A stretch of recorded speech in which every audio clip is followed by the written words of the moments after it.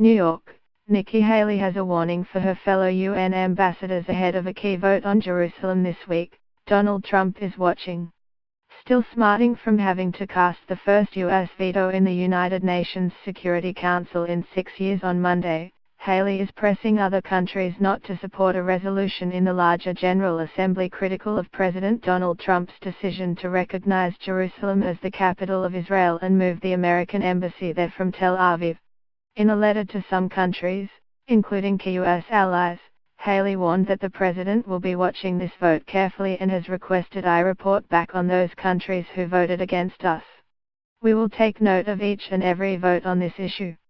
The letter was shared with Bloomberg News by one UN ambassador and confirmed by 3 others who all asked not to be named.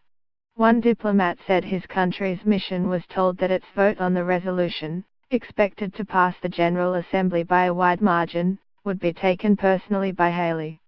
The U.S. mission to the UN did immediately respond to questions about Haley's outreach, but Trump weighed in on the Jerusalem vote during a public portion of a cabinet meeting on Wednesday.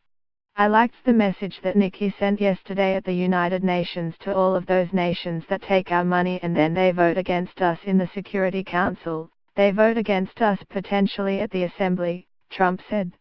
They take hundreds of millions of dollars and even billions of dollars and then they vote against us.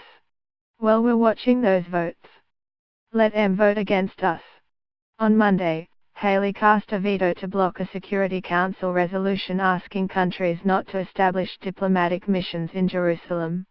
The vote reflected widespread criticism in the Middle East and among U.S. allies in Europe over Trump's December 6 announcement. While Trump cast his move as an effort to help promote Middle East peace, most countries said it would only make peace more elusive. Palestinian officials said the move disqualified the U.S. from being a mediator in any Israeli-Palestinian negotiations and moved after the veto to have the General Assembly take up the non-binding resolution in an emergency session on Thursday. No nation has a veto in the General Assembly. Only 10 such emergency sessions have been convened since 1950.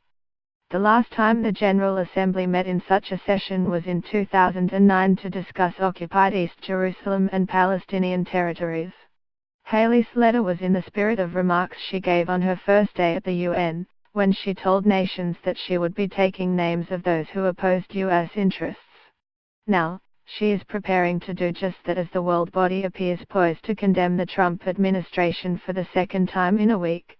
The diplomats said Haley's letter would have little impact on their vote, with one diplomat saying the measure would likely get support from more than 150 nations on Thursday. Bloomberg.